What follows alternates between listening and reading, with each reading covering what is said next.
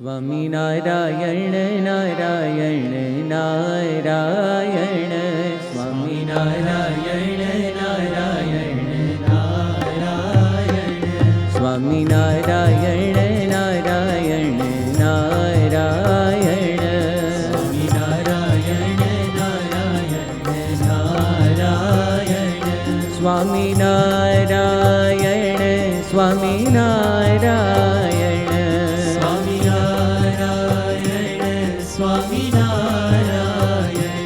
स्वामी नारायण, स्वामी नारायण स्वामी नारायण, स्वामी नारायण नारायण नारायण, स्वामी नारायण नारायण नारायण, स्वामी नारायण नारायण नारायण, स्वामी नारायण नारायण नारायण,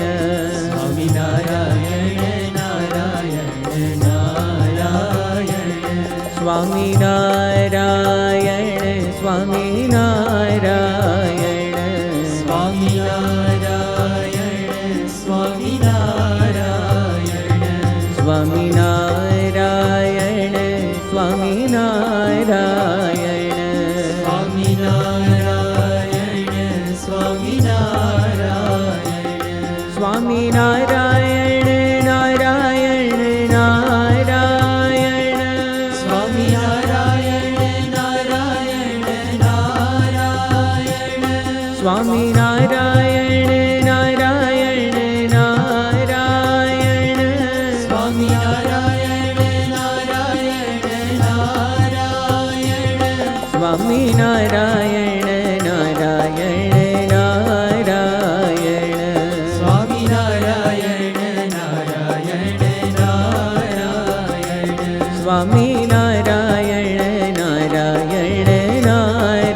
नारायण, स्वामी नारायण नारायण नारायण, स्वामी नारायण नारायण नारायण, स्वामी नारायण नारायण नारायण, स्वामी नारायण नारायण नारायण,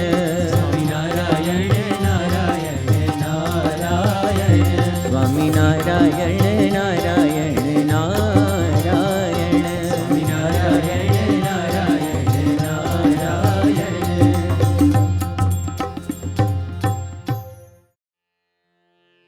अथ पारायण पूजन विधिः मंगलम। હવે આપણે બે હાથ જોડી મંગલાચરણમાં જોડાઈએ। વંદે શ્રી પુરુષોત્તમં ચ પરમં ધામાક્ષરં જ્ઞાનદં, વંદે પ્રાગજિભક્તમેવ મનઘં ब्रह्मस्वरूपं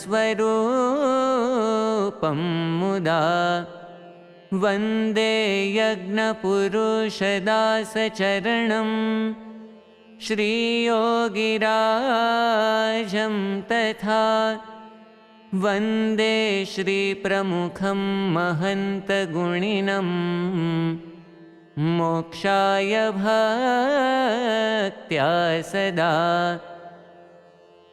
शांतिपाठः। હવે હાથ જોડી સદા સર્વત્ર અને સર્વ પ્રકારે શાંતિ થાય તે માટે અક્ષર પુરુષોત્તમ મહારાજની પ્રાર્થના કરીએ। દિવ્યાં શાંતિં પરાં શાંતિં શાંતિં હિ શાશ્વતીં ધ્રુવાં તનોતુ સહજાનંદઃ सर्वत्र सर्वथा सदा। हरिः ओम। द्यौः शान्तिरन्तरिक्षगुं शान्तिः पृथिवी शान्तिरापः शान्तिरोषधयः शान्तिः वनस्पतयः शान्तिर्विश्वे देवाः शान्तिर्ब्रह्म शान्तिः सर्वगुं शान्तिः शान्तिरेव शान्तिः साम शान्तिरेधि जतो यतः समीहसे ततो नो अभयं कुरु शन्नः कुरु प्रजाभ्यो भयन्नः पशुभ्यः विश्वानि देव सवितर्दुरिता निपरासुव झद्भद्रन्तन्न आसुव ॐ शान्तिः शान्तिः शान्तिः सुशान्तिर्भवतु सर्वारिष्टशान्तिर्भवतु प्रधानसंकल्पः हवे आ पारायण विधिनो संकल्प करवा जमणा हाथमां जळ भरेली चमची धारण करिए।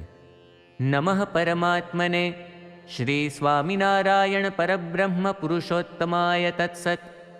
अद्य ब्रह्मणो द्वितीये परार्धे श्री श्वेतवाराह कल्पे सप्तमे वैवस्वतमन्वन्तरे अष्टाविंशतितमे कलियुगे कलिप्रथमचरणे मासोत्तमे मासे शुभपुण्यतिथौ सर्वेषु ग्रहेषु यथा यथं राशिस्थानस्थितेषु सत्सु भक्तानां नामानि दीयन्ते। सांगं सपरिवारं तत्तन्नगरवास्तव्यानां तत्तन्नाम्नां भक्तानां। हवे प्रत्येक यजमान हरिभक्त पोतपोतानुं नाम मनमा बोले। अत्र उपस्थितानामनुपस्थितानां च सर्वेषां सत्संगिनां साधूनां पार्षदानां साधकानां समस्तगुणातीतमण्डलभक्तानां। हवे અહીંથી જે રીતે બોલવામાં આવે તે રીતે બોલો। ધર્મ अर्थ काम मोक्ष फल प्राप्ति अर्थम अक्षर पुरुषोत्तम सिद्धांत साक्षात्कार अर्थम अक्षर रूपता प्राप्ति पूर्वक पुरुषोत्तम सहजानंद भक्ति अर्थम दास भाव दिव्य दृष्टि सुहृद भाव आदि प्राप्ति अर्थम परब्रह्म श्री स्वामिनारायण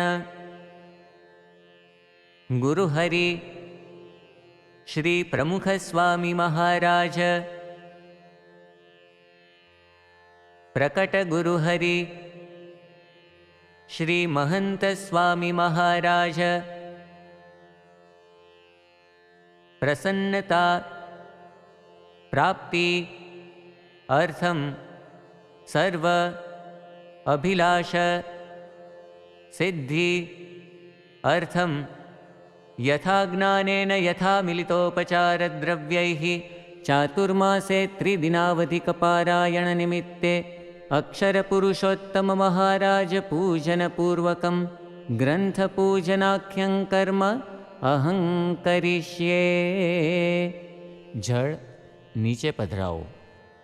स्वस्ति वाचनम। हवे આપણે સૌ પોતપોતાના ઘરમાં બાજોઠ ઉપર પધરાવેલા અક્ષર પુરુષોત્તમ મહારાજ તેમજ ગુરુ પરંપરાની મૂર્તિઓ તેમજ ગ્રંથનું કંકુ અને અક્ષતથી પૂજન કરીશું અને ત્યારબાદ પરિવારના દરેક સદસ્યોના ભાલે પણ કંકુ અને ચોખાનો ચાંદલો કરીશું। मनसि राजतां स्वस्ति स्वस्ति वचसि कर्मणि भूयात् स्वस्तिमयं सर्वं स्वामिनारायण प्रभो। हरिः ओम स्वस्ति न इन्द्रो वृद्धश्रवाः स्वस्ति नः पूषा विश्ववेदाः स्वस्ति नस्तार्क्ष्यो अरिष्टनेमिः स्वस्ति नो बृहस्पतिर्दधातु भद्रं कर्णेभिः शृणुयाम देवा भद्रं पश्येमाक्षभिर्जत्राः स्थिरैरङ्गैस्तुष्टुवागुंसस्तनुभिर्व्यशेमहि देवहितञ्जदायुः। श्री स्वामिनारायण भगवाननी जय। હવે આપણે વક્તા સંતને વિનંતી કરીએ કે આપણને પારાયણનો લાભ આપે. ગુણાતીતોક્ષરમ બ્રહ્મ ભગવાન પુરુષોત્તમઃ જનો જાનન્નિદં સત્યમ મુચ્યતે ભવબંધનાત. શ્રી સ્વામિનારાયણ ભગવાનની જય. અક્ષર પુરુષોત્તમ મહારાજની જય. ગુણાતીતાનંદ સ્વામી મહારાજની જય. પ્રમુખ સ્વામી મહારાજની જય.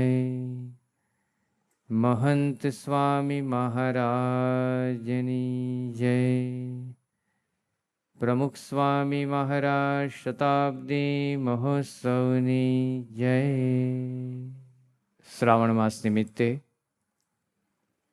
વિવિધ ગ્રંથો ઉપર પારાયણનો લાભ આપણને પ્રાપ્ત થવા જઈ રહ્યો છે.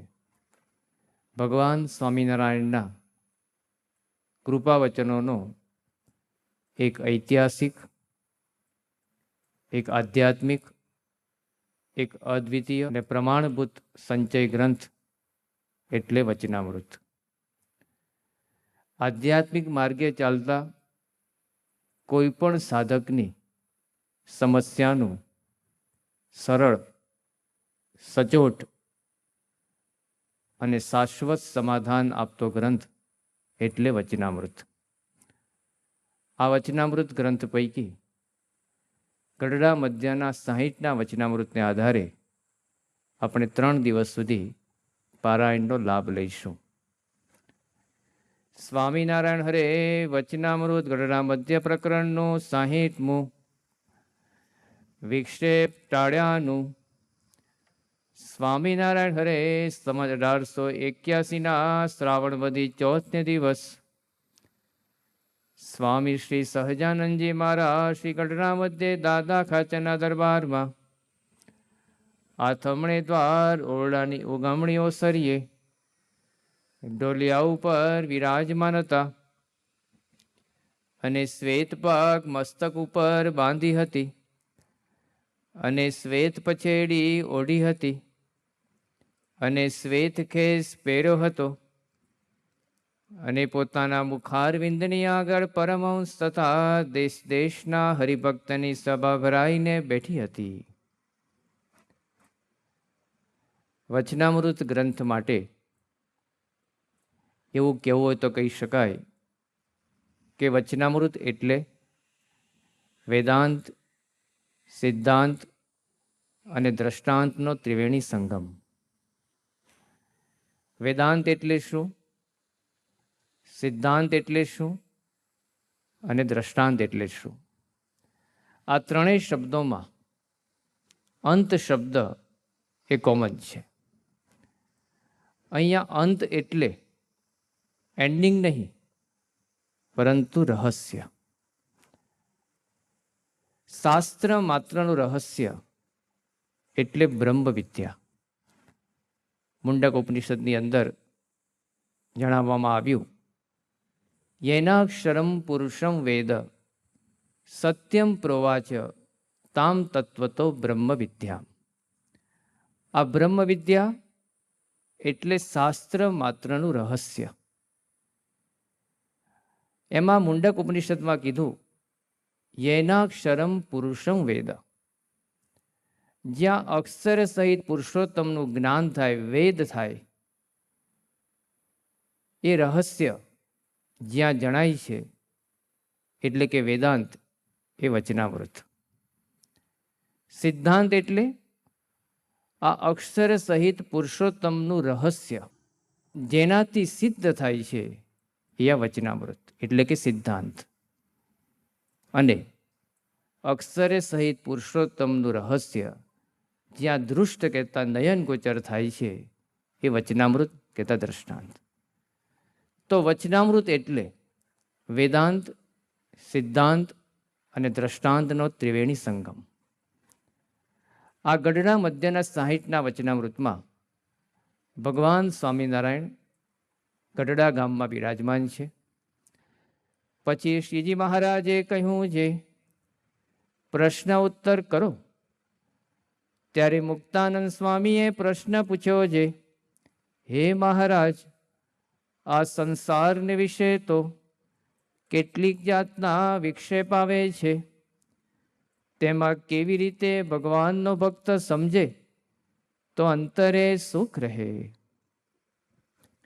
ભગવાન સ્વામિનારાયણે સભાને આહ્વાન આપ્યું કે પ્રશ્ન ઉત્તર કરો. અને જેવું આહ્વાન આવ્યું એટલે મુક્તાનંદ સ્વામીએ તરત જ ભગવાન સ્વામિનારાયણને પ્રશ્ન પૂછ્યો. સૌથી વધારે પ્રશ્નો પૂછાયા હોય તો એ મુક્તાનંદ સ્વામીના છે.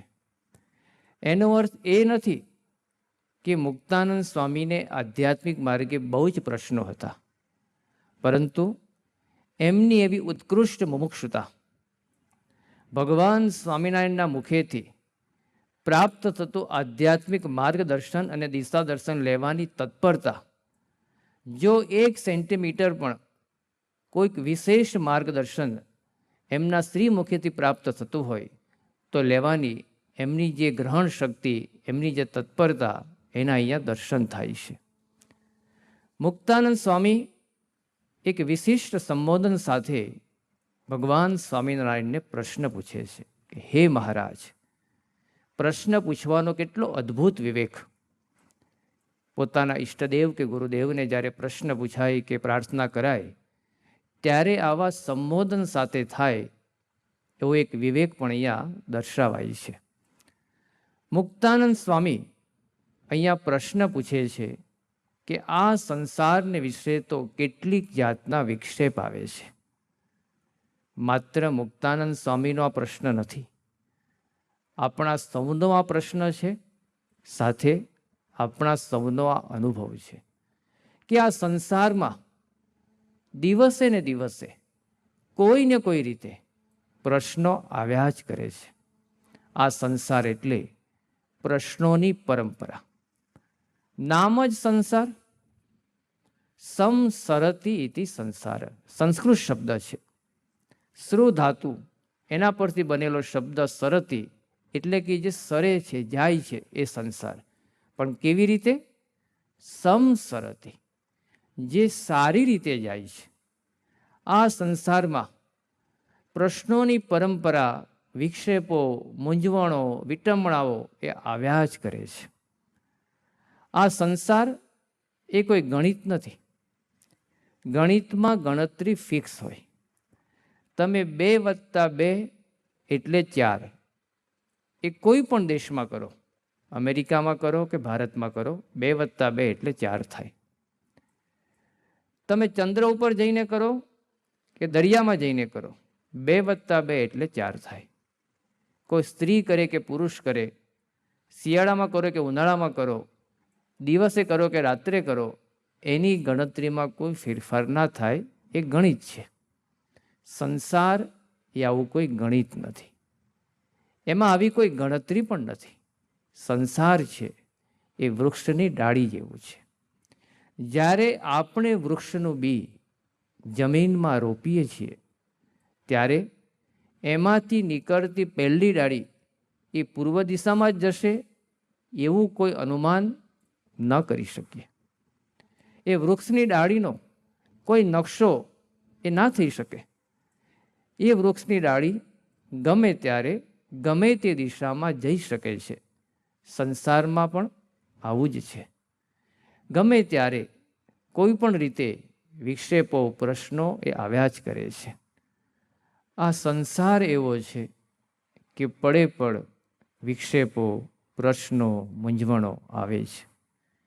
બ્રહ્મ સ્વરૂપ યોગીજી મહારાજ એટલે જ આ સંસારની વ્યાખ્યા કરતા કહેતા કે આ સંસાર એ ઊંટના બેસણા જેવો છે. ઊંટ ઉપર મુસાફરી કરીએ એટલે હેલા આવે છે. એની મુસાફરી જ એવી છે. તમે એ ઊંટને લઈને ભલે ને પછી અમદાવાદ વડોદરાના એક્સપ્રેસ વે પર જાઓ, જ્યાં કોઈ ખાડા નથી આવતા, ટેકરા નથી આવતા, બમ્પ નથી આવતા, તો પણ હેલા આવે. પછી ભલે ને એ ઊંટ ઉપર સારામાં સારું ગાલ્લું નાખીને બેસો તો પણ હેલા આવે. કારણ કે એની ચાલ જ એવી છે, એમાં સંસારની ગતિ જ એવી છે કે તમને કોઈને કોઈ દિવસ પ્રશ્નો આવે જ. જય પરાજયના, માન અપમાનના સતત પ્રશ્નોનો અનુભવ થયા જ કરે.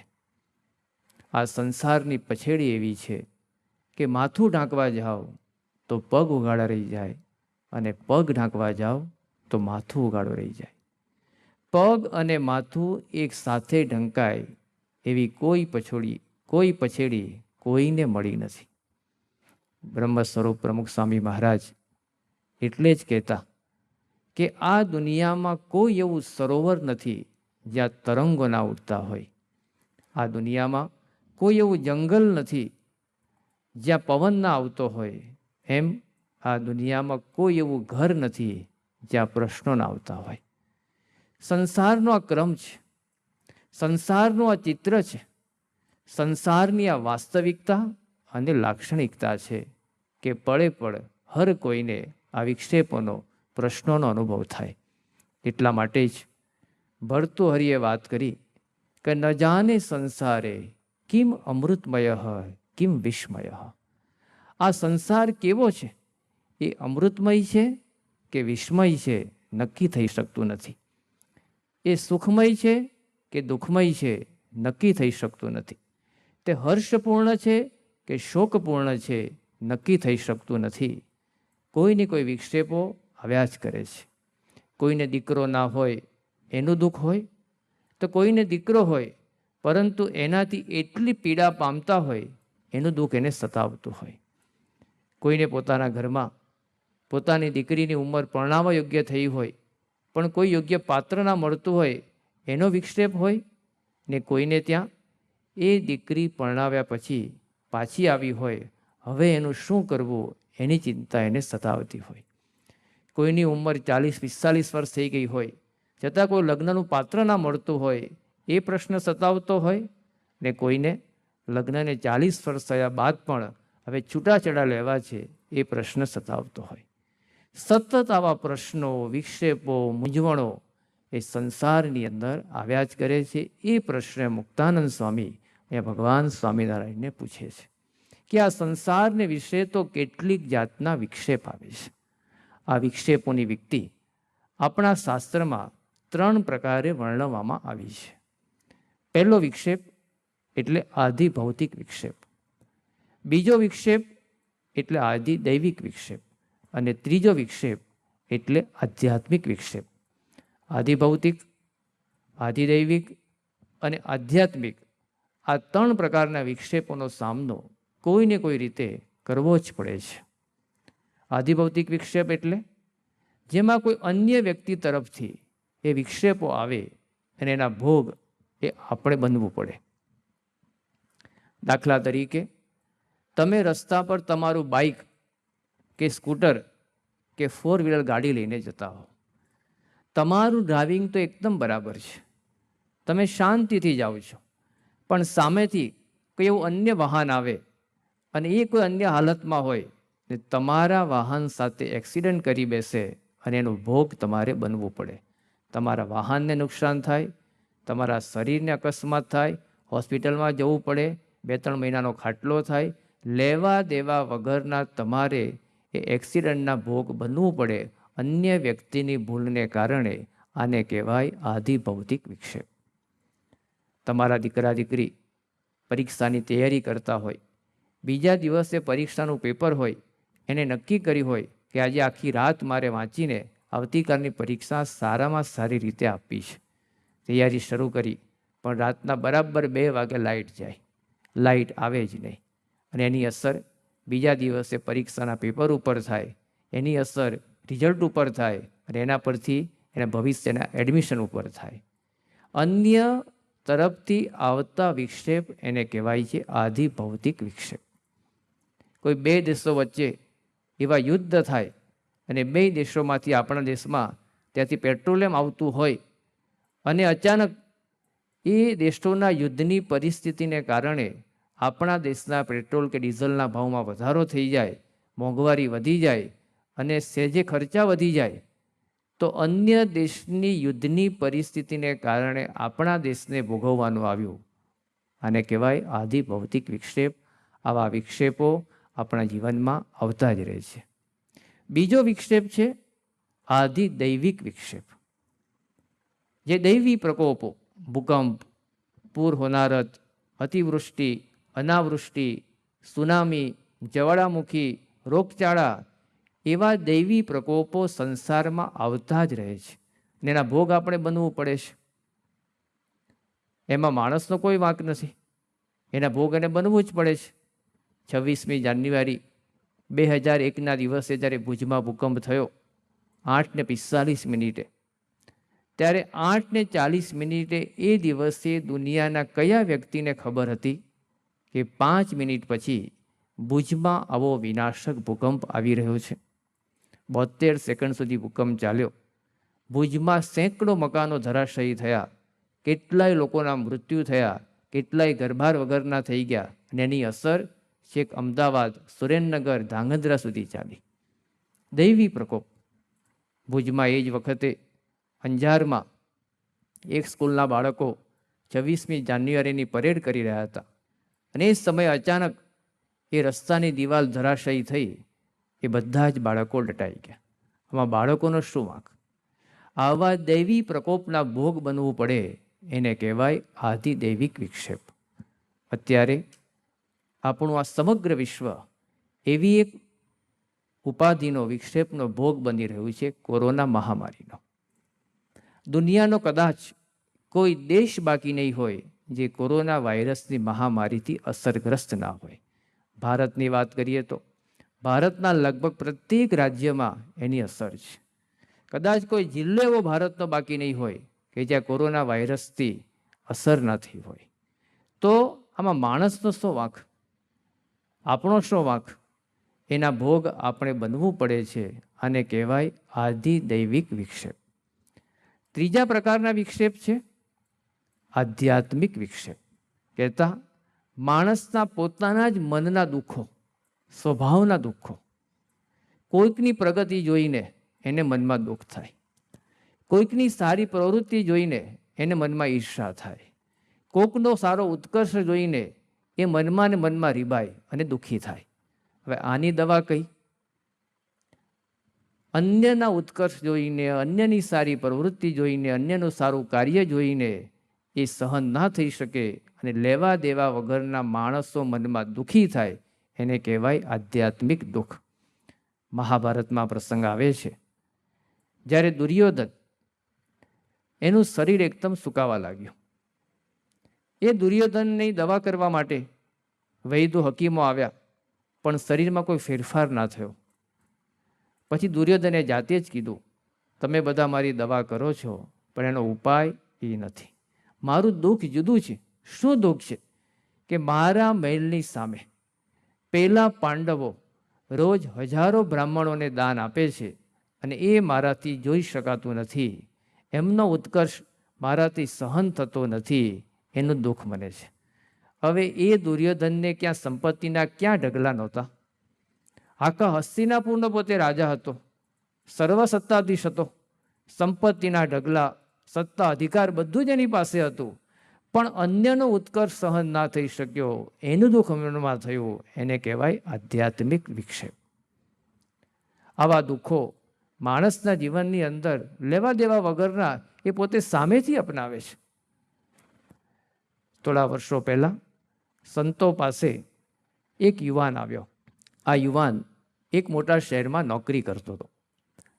સંતો પાસે આવ્યો ત્યારે એનું શરીર સાવ આમ નંખાઈ ગયું હતું. એના મોઢા ઉપર કોઈ આમ આશાનું કિરણ નહોતું. એટલો બધો અંતરથી દુઃખી હતો. સંતોએ સહેજે પૂછ્યું કે શું કાંઈ પ્રશ્ન છે કુટુંબમાં કે શરીરમાં? એ યુવાને કીધું કે ના, શરીરમાં કોઈ પ્રશ્ન નથી, કુટુંબમાં પણ બધું બરાબર છે, તો શું પ્રશ્ન છે? અને એ યુવાને જાતે જ પોતાની વિતક કીધી કે આજથી થોડા મહિના પહેલાં જ્યારે મારું ભણવાનું પૂરું થયું પછી હું જોબ માટે ઇન્ટરવ્યૂ આપવા ગયો. એક મોટા શહેરમાં સારી કંપનીમાં ઇન્ટરવ્યૂ માટે મને બોલાવવામાં આવ્યો. ઇન્ટરવ્યૂ લેનારા મેનેજરોએ મારો ઇન્ટરવ્યૂ લીધો અને ઇન્ટરવ્યૂમાં હું પાસ થયો. પછી એ જ મેનેજરોએ મને પૂછ્યું કે તમે ઇન્ટરવ્યૂમાં પાસ છો, હવે તમે કેટલા પગારની અપેક્ષા રાખો છો? આ યુવકે કીધું, એને મનમાં વિચાર્યું હતું કે મારું જે ક્વોલિફિકેશન છે એ પ્રમાણે મને 15,000 થી 20,000 મળે તો બહુ જ છે.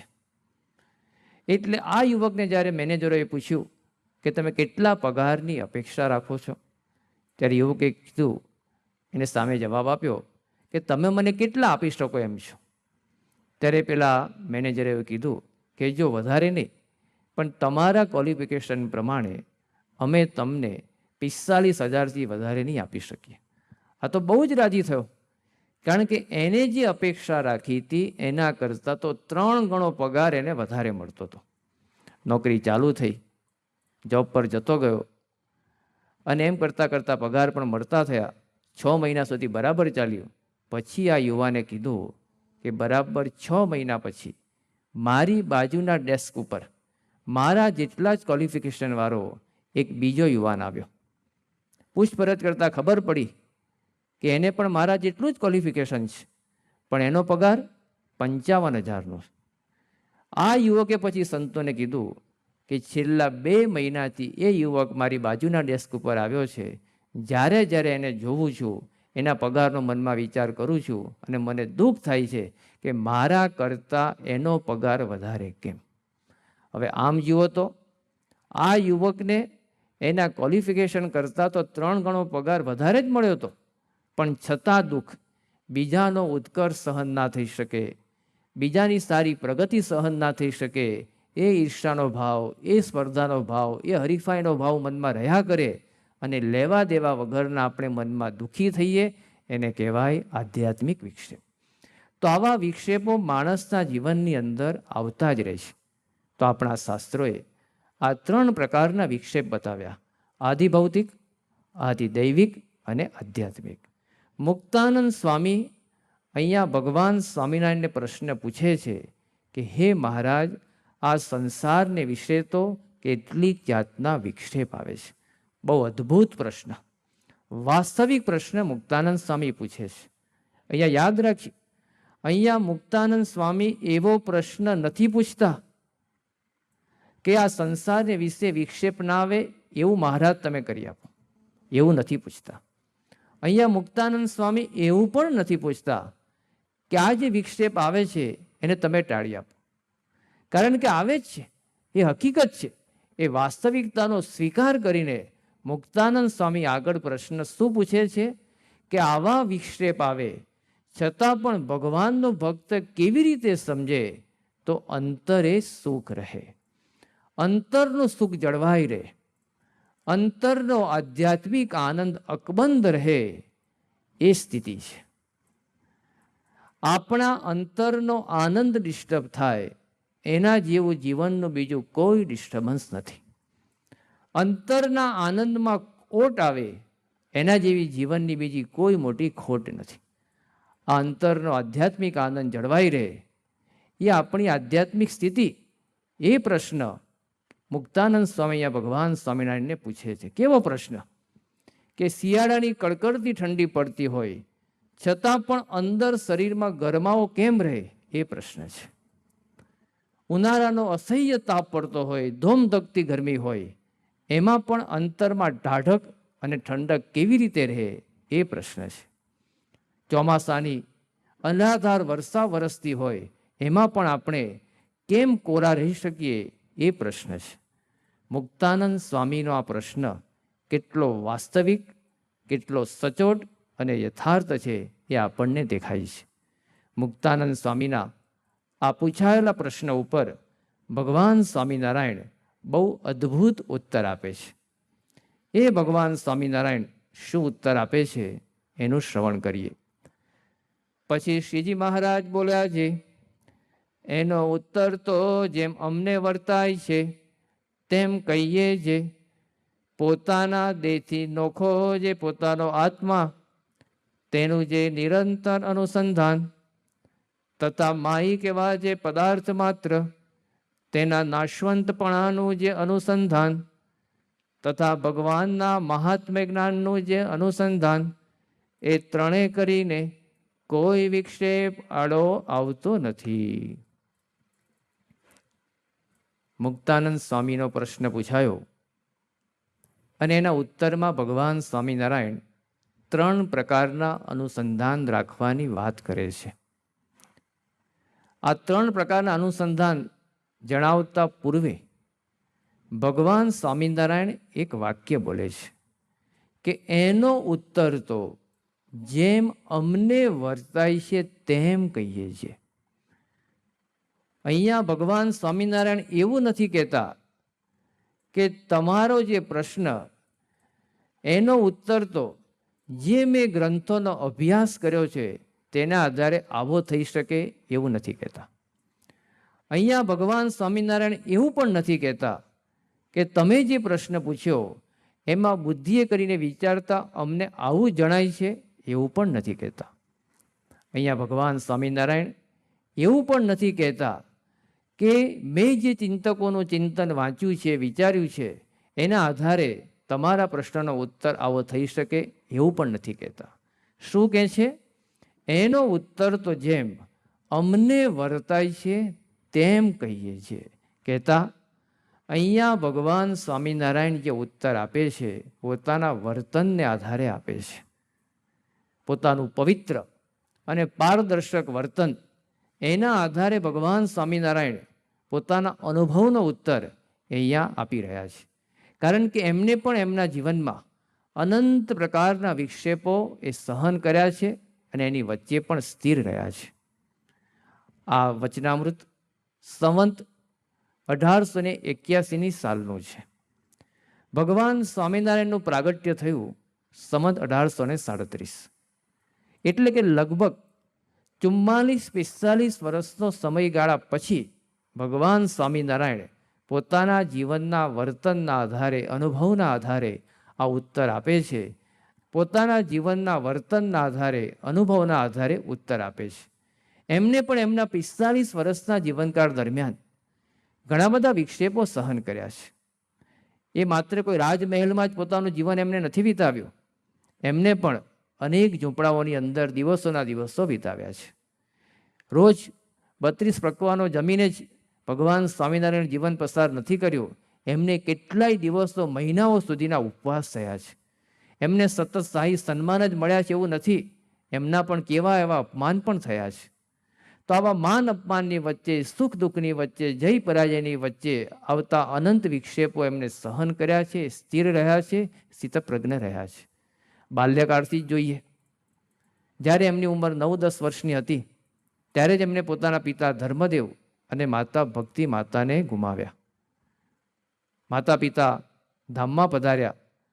બાળકના જીવનમાં નાની ઉંમરે પોતાના માતા પિતા અવસાન પામે એનાથી મોટો વિક્ષેપ કયો? આ વિક્ષેપ ભગવાન સ્વામિનારાયણને બાલ્યકાળમાં આવી ગયો હતો, અનુભવાયો હતો, છતાં સ્થિર રહ્યા હતા. 11 વર્ષની ઉંમરે એમને ગૃહત્યાગ કર્યો. નીલકંઠ વર્ણી વેશે સમગ્ર ભારતમાં 7 વર્ષ સુધી વિચરણ કર્યું. ઉત્તરના હિમાલયના ઉત્તુંગ શિખરોથી લઈ દક્ષિણમાં રામેશ્વર સુધી અને પૂર્વમાં બંગાળ અને આસામના જંગલોથી લઈ પશ્ચિમમાં ગુજરાતના દરિયા કિનારા સુધી એમનું વિચરણ રહ્યું. 7 વર્ષ સુધી વિચર્યા તાળ તડકો, ભૂખ તરસ કેટલું સહન કરવાનું આવ્યું. આ વિચરણ દરમિયાન ક્યાં રાતવાસો કરીશું, ક્યાં જમીશું, ક્યાં રહીશું, બધા જ પ્રશ્નો હતા. કેટલાય વિક્ષેપો એમને સામના કર્યા છે, કેટલાય વિક્ષેપોનો એમને સામનો કર્યો છે. એ માનસ ખંડમાં જ્યારે વિચરતા હતા ત્યારે -40 ઠંડીનો પણ એમને અનુભવ કર્યો છે. એવા જંગલોમાંથી પસાર થયા છે જ્યાં દિવસે પણ સૂર્યનું કિરણ ના પહોંચે એવા ગાઢ જંગલોમાં દિવસોના દિવસો એમને વિતાવ્યા છે. શિયાળાની કડકડતી ઠંડી હોય, ઉનાળાનો ધોમધપતો તાપ હોય કે ચોમાસાની વરસતી અનરાધાર વર્ષા હોય, એમાં એમનું વિચરણ પસાર થયું છે. અને આવું વિચરણ કરતાં કરતાં એ જ્યારે ગુજરાતમાં પધાર્યા, પ્રથમ એમના પગલાં સુરત શહેરમાં થયા. એક આશ્રમમાં 3 દિવસ રહ્યા. ભિક્ષા લેવા માટે આશ્રમના એ માણસો પાસે જાય, પણ કોઈ ભિક્ષા ના આપે. 3 દિવસના ઉપવાસ થયા, છતાં પણ સ્થિર રહ્યા છે. એ વિચરણ કરતાં કરતાં જુનાગઢ પહોંચ્યા. જુનાગઢમાં એક અખાડાની અંદર એમને ભિક્ષા મળી. એ લઈને એમને જમવાની શરૂઆત કરી, પણ ત્યાં કોઈક માણસો આવ્યા અને નીલકંઠ વર્ણીને કીધું કે એ વર્ણી અહીંયા નહીં, ત્યાં બીજે બેસો. ત્યાં બેઠા. ત્યાં કોઈક બીજા માણસો આવ્યા કે અહીંયા નહીં, ત્યાં બેસો. એક જ ટંકનું ભોજન પૂરું કરતા નીલકંઠ વર્ણીને એ જગ્યાએ 7થી પણ વધારે વખત ઉઠાડવામાં આવ્યા, છતાં સ્થિર રહ્યા. આવા તો નાના મોટા અનંત વિક્ષેપો એમના જીવનમાં આવ્યા જ કર્યા છે. ગુરુ રામાનંદ સ્વામીએ એમને ધર્મધુરા સોંપી અને સંપ્રદાયનો વિસ્તાર એમને શરૂ કર્યો. ત્યાર પછી પણ કેટલા વિક્ષેપો, એમાંય એમના ભયંકર અપમાન થયા. એમાંય અમદાવાદનો સૂબો એ ભગવાન સ્વામિનારાયણનો વિરોધી, એટલે અમદાવાદમાં આવવાની એમને બંધી કરી હતી. વિસનગરનો સૂબો પણ મહારાજને મારવા માટે પ્રયત્ન કરતો. વડોદરાનો દિવાન એ ભગવાન સ્વામિનારાયણનો ઉત્કર્ષ સહન ના થવાથી એ પણ મારવા માટેના પ્રયત્નો કરતા. આવા તો કેટલાય વિક્ષેપો સતત એમના જીવનની અંદર આવ્યા જ કર્યા છે, છતાં સ્થિર રહ્યા છે. જ્યારે એમને સનાતન ધર્મની જે આપણી વૈદિક પરંપરા, યજ્ઞીય પરંપરા, અહિંસક યજ્ઞનો પ્રારંભ કર્યો, ત્યારે એમાં પણ વિઘ્ન નાખનારા કેટલાય હતા, છતાં પણ એમને પ્રવૃત્તિ ચાલુ રાખી, સ્થિર રહ્યા. કહેતા એમના જીવનમાં પણ આવા અનંત વિક્ષેપો આવ્યા છે, એમને સહન કર્યા છે. એટલું જ નહીં, એમાં સ્થિર રહ્યા છે, એમાં પણ આનંદથી રહ્યા છે. અને પછી આવા વિક્ષેપોનો અનુભવ કર્યા પછી ભગવાન સ્વામિનારાયણ અહીંયા ઉત્તર આપે છે કે એનો ઉત્તર તો જેમ અમને વર્તાય છે તેમ કહીએ છીએ. માત્ર બુદ્ધિની કલ્પનાથી ભગવાન સ્વામિનારાયણ આનો ઉત્તર નથી આપતા. માત્ર કેવળ વિચારે કરીને એનો ઉત્તર નથી આપતા. કારણ કે વિચારે કરીને, બુદ્ધિએ કરીને ઘણી બધી સારી વાતો થઈ શકે, પણ એમાંનો એક વિચાર જો એ વ્યક્તિના જીવનમાં ના હોય, વર્તનમાં ના હોય, તો જ્યારે એના જીવનમાં વિક્ષેપ આવે છે ત્યારે એનો પોતાનો જ વિચાર એના જીવન માટે નકામો સાબિત થાય છે. ભારતના એક બહુ જ મોટા તત્વચિંતક, એ ખૂબ સારા રાજકીય પદ ઉપર પણ રહ્યા હતા.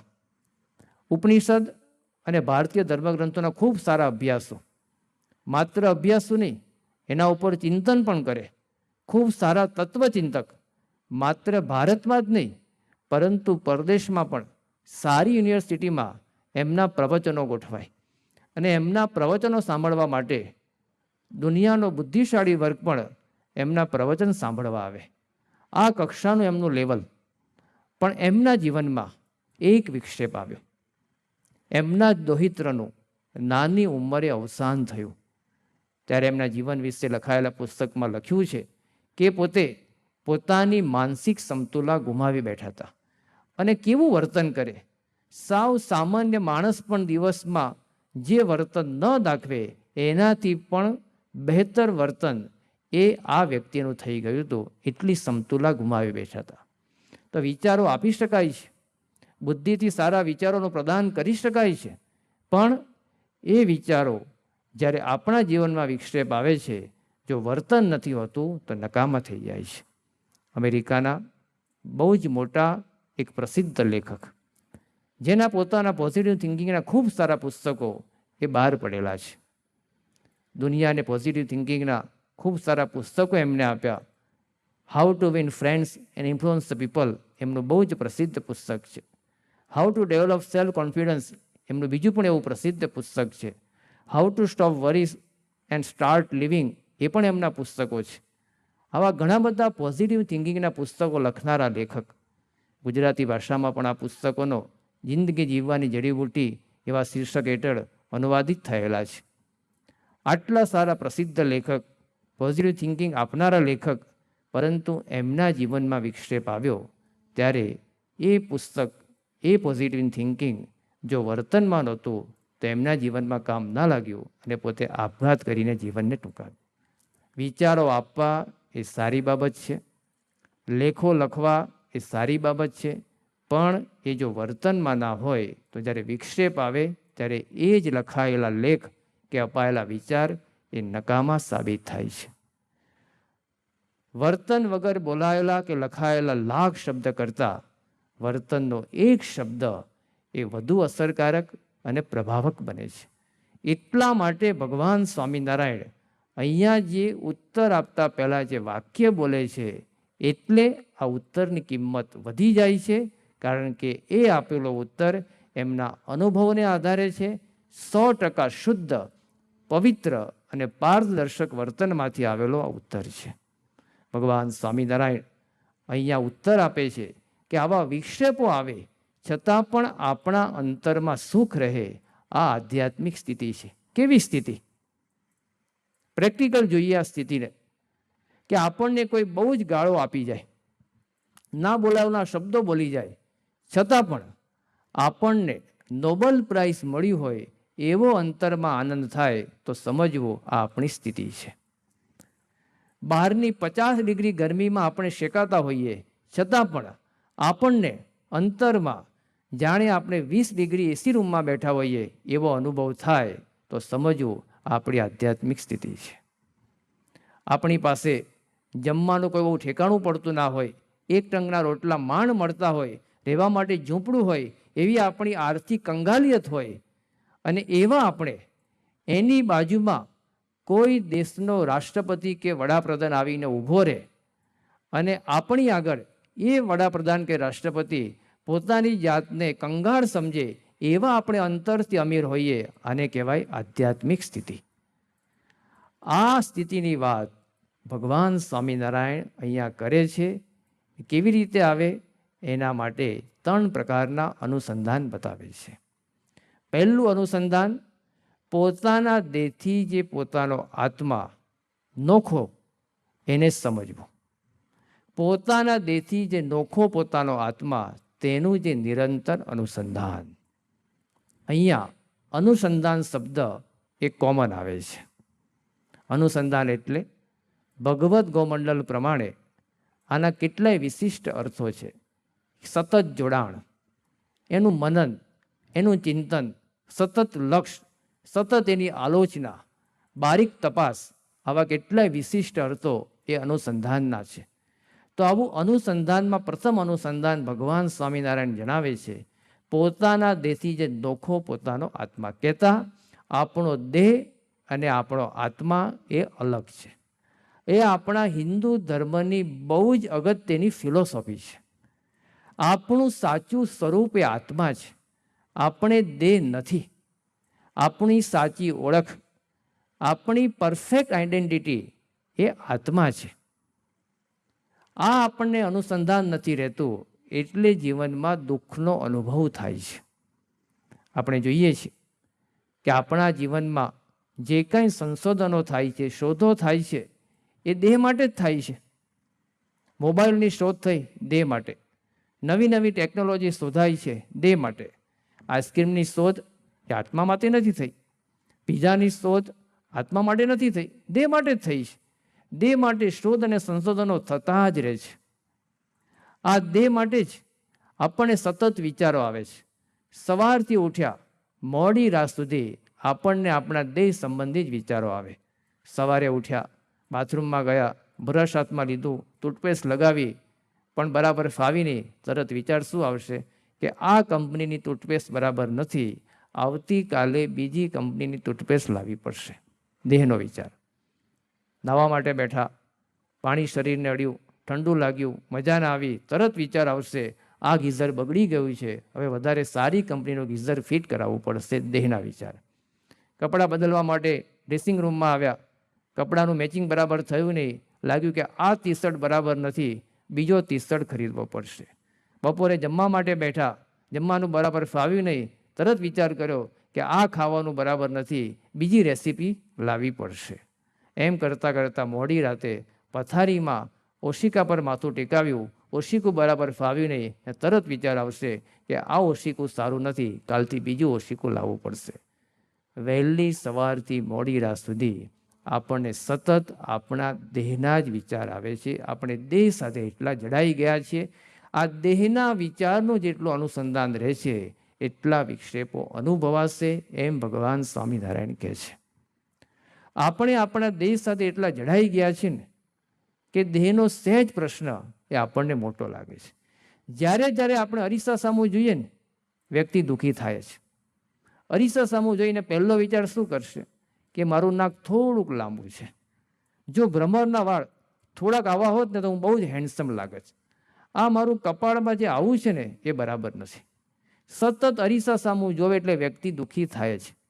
સારંગપુર મંદિરની લાઇબ્રેરીમાં એક પુસ્તક છે, 100% અમેરિકન આ પુસ્તકનું નામ છે. એમાં બધા અમેરિકા દેશના સ્ટેટિસ્ટિક્સ આપેલા છે. એમાં એક એવું છે કે અમેરિકામાં, આ થોડું વર્ષો જૂનું પુસ્તક છે, કે અમેરિકામાં જેટલા પુરુષો રહે છે એ પુરુષોમાંથી 94% પુરુષો એવા છે જેને પોતાના રૂપથી અસંતોષ છે. આગળ, અમેરિકામાં જેટલી સ્ત્રીઓ રહે છે એમાંથી 99% સ્ત્રીઓ એવી છે જેને પોતાના રૂપથી અસંતોષ છે. કોઈને કોઈ પોતાના રૂપથી અસંતોષ ધરાવનારા આટલી મોટી સંખ્યામાં છે. આ અમેરિકાનો આંકડો છે. તો આપણે જે શહેરમાં રહીએ છીએ એમાં એટલીસ્ટ 80% તો હશે જ ને. પોતાનું રૂપ જોઈને દુઃખી થવાનું. કેટલાકની હાઇટ વધતી ના હોય એનું દુઃખ હોય, એ બિચારો હાઇટ વધારવા માટે પ્રયત્ન કરે, સ્કૂલમાં જાય, જીમમાં જાય, ત્યાં પુલઅપ્સના દંડા હોય ત્યાં પુલઅપ્સ કરે. પરિસ્થિતિ એવી થાય કે પુલઅપ્સ કરી કરીને મરી જાય. પુલઅપ્સનો દંડો નીચે આવે પણ એ ઊંચો ના થાય. કેટલાકનો રંગ શ્યામત્વને પામેલો હોય, કાળો હોય, એટલે તરત જ્યારે અરીસામાં જુએ ત્યારે તરત યાદ કરે કે મારો જન્મ થયો ત્યારે શું ભગવાનનો સફેદ રંગ ફૂટી ગયો હતો. કેટલાકને મોઢા ઉપર ખીલ હોય, જ્યારે જ્યારે અરીસામાં ખીલ સામું જુએ અને દુઃખી થાય. વ્યક્તિના જીવનમાં જેટલા દેહ સંબંધી વિચારો આવશે એટલા એને દુઃખી થવાના જ વિચારો આવશે. એટલા માટે જ નિષ્ણાંત સ્વામીએ પોતાના ગ્રંથમાં લખ્યું છે કે ખોડી ખોડીને ખોડિયું રે, સત્ય વાર્તા કેરો સાર રે, દેહ માનીને દુઃખનો કેદી ના આવે પાર રે. કે નિષ્ણાંત સ્વામી લખે છે કે જે દેહ માની છે, જેને દેહનો સતત વિચાર છે, એના દુઃખનો ક્યારેય પાર આવતો નથી. આવી જ વાત કવિ માઘે પોતાના ગ્રંથ શિશુપાલ વધમમાં કરી છે. કવિ માઘ એ કેટલી સદીઓ પહેલાં થયેલા સંસ્કૃત સાહિત્યના મહાન કવિ હતા. મહાભારતના એક પ્રસંગને આધારિત એમને શિશુપાલ વધમ નામનું મહાકાવ્ય લખ્યું છે. બહુ અદ્ભુત મહાકાવ્ય છે. એમાં એક જગ્યાએ બહુ સુંદર વાત કરે છે. સ્ફુટમ આપદામ પદમ અનાત્મ વેદિતા. સ્ફુટમ આપદામ એટલે કે આપત્તિ, વિક્ષેપ, પદે એટલે કે પગલે ને પગલે, કોને? અનાત્મ વેદિતા. જે પોતાને દેહરૂપ માનીને વર્તે છે, આત્માનું અનુસંધાન નથી રાખતો, એને પગલે ને પગલે પ્રશ્ન થવાના. વિક્ષેપ આવવાનું મહત્વનું કારણ આપણે આપણા દેહના જેટલા વિચારો કરીએ છીએ એ છે. એનો અર્થ એ નથી કે દેહના સ્વાસ્થ્યલક્ષી વિચારો ના કરવા. એ તો જે પ્રમાણે સ્વાસ્થ્યલક્ષી ઉપચારો અને ઉપાયો થતા હોય એ તો કરવા પડે. પણ જે વધારે પડતા દેહ સંબંધી વિચારો થાય છે અને એને લઈને આપણે જે દુઃખી થઈએ છીએ, એ અનુસંધાન જેટલું દેહનું રહે છે અને આત્માનું નથી રહેતું, એ આપણા દુઃખનું કારણ બને છે. આપણા સૌનો અનુભવ છે કે દેહ અને આત્મા એ અલગ છે. આપણે અનુભવમાં જ છે, આપણા બોલચાલના વ્યવહારમાં જ છે. જેમ આપણે બોલીએ છીએ, આ મારો હાથ, આ મારો પગ, આ મારું નાક, એનો અર્થ શું થયો? જેમ આપણે આવું બોલ્યા કે આ મારી પેન, તો એનો અર્થ એવો થયો કે તમે અને પેન જુદા થયા. તમે એવું બોલ્યા કે આ મારો મોબાઈલ, એનો અર્થ એવો થયો કે તમે અને મોબાઈલ જુદા થયા. તમે એવું બોલ્યા કે આ મારું મકાન, એનો અર્થ એવો થયો કે તમે અને મકાન જુદા થયા. એમ આપણે બોલીએ છીએ કે આ મારો હાથ, એનો અર્થ કે આપણે અને હાથ જુદા છીએ.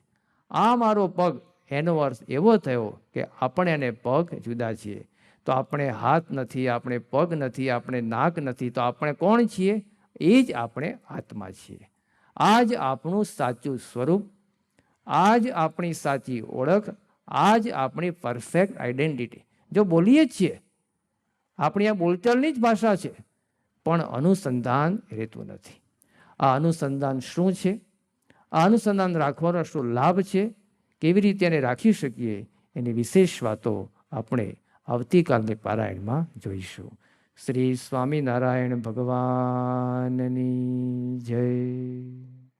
સ્વામિનારાયણ નારાયણ નારાયણ.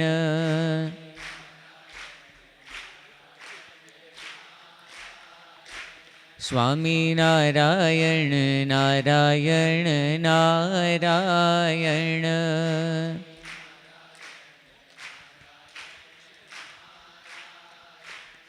સ્વામિનારાયણ સ્વામિનારાયણ.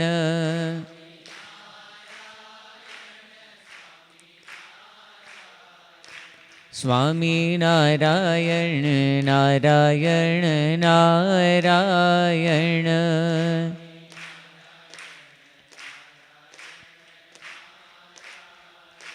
સ્વામિનારાયણ નારાયણ નારાયણ.